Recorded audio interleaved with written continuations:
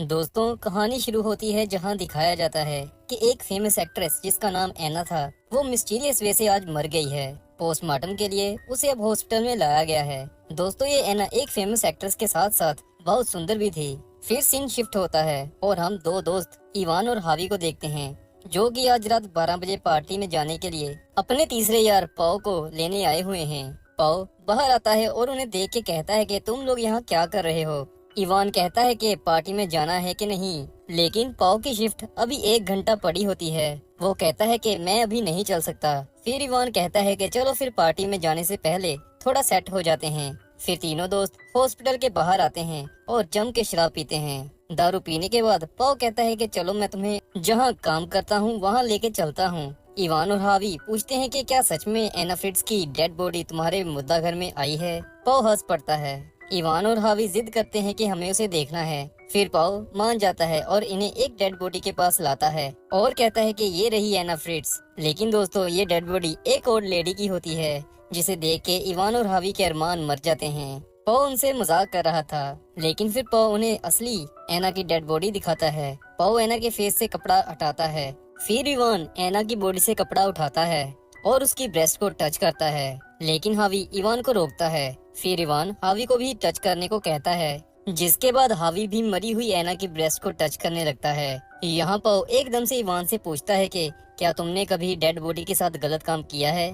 Ivan ना करता है और पाओ से पूछता है क्या तुमने कभी किया है। तो इस पर पाओ कहता है कि एक बार एक 17-18 साल की लड़की की डेड बॉडी यहाँ आई थी, तब मैंने उसके साथ किया था और मुझे मजा भी आया था। फिर इवान कहता है कि मैं एना की डेड बॉडी के साथ गलत काम करना चाहता हूँ। वो कहता है कि भले ही ये मर चुकी है, लेकिन ये फेमस एक्ट्रेस है, जिंदा तो मैं कभी इसके साथ कुछ कर नहीं पाऊंगा, अभी कर लेता हूँ। पाओ कहता है कि तुम जो करोगे मैं भी वही करूँगा। लेकिन इन दोनों की बातें सुन के हावी कहता है कि तुम दोनों हैवान हो, मैं ऐसा कुछ नहीं कर सकता, मैं यहाँ से जा रहा हूँ। लेकिन इवान हावी को रोकता है। दोस्ती के कारण हावी को रुकना पड़ता है। फिर तीनों ड्रग्स लेते हैं। पाओ हावी को लेके एक कमरे में आ जाता है। फिर इवान मरी हुई एना के साथ गलत काम करता है। हावी को बुरा लग रहा होता है। इवान के बाद पाओ एना के साथ गलत काम करने लग जाता है। लेकिन दोस्तों, जब पाओ गलत काम कर रहा होता है, अचानक से एना की आंखें खुलती हैं और वो जिंदा हो जाती है।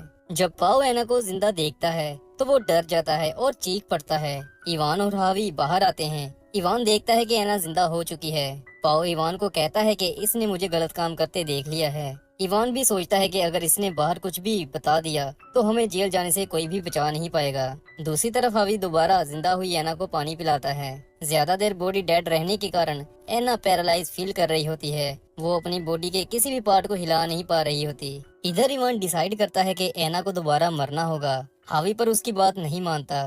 दूसरी तरफ पाओ का कोलीग एक और डेड बॉडी लेके कमरे में आता है। तीनों छुप जाते हैं। पैरालाइज होने के कारण एना से कुछ भी बोला नहीं जाता। फिर बॉडी को कमरे में रख के पाओ का कोलीग कमरे को बाहर से लॉक कर देता है। उसे लगता है शायद यहाँ कोई नहीं है। उसके जाने के बाद हावी और इवान में लड़ाई होती है।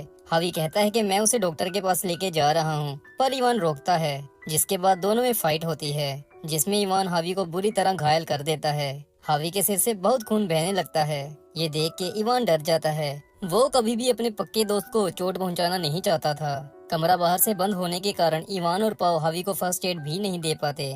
फिर हावी और एना को एक कमरे में बंद करके इवान और पाओ बाहर खून साफ करने लग जाते हैं। इधर कमरे में हावी हिलने की कोशिश करता है, लेकिन उसका खून बहुत ज्यादा बह गया होता है। एना कहती है कि हिलो मत, नहीं तो मारे जाओगे। अब दोस्तों, पाओ की शिफ्ट खत्म होने का टाइम हो चुका था। इसके बाद अगले बंदे की शिफ्ट की बारी थी। इवान पाओ को कहता है कि तुम उस बंदे को अपनी बातों में लगा लेना और यहाँ आने मत देना। पाओ फिर कपड़े चेंज करता है और अपने कोलीग के दरवाजा खोलने की वेट करता है। फिर वो उसे बातों में लगा के बाहर ले जाता है। इधर दोस्तों, ज्यादा खून बह जाने के कारण हावी की मौत हो जाती है।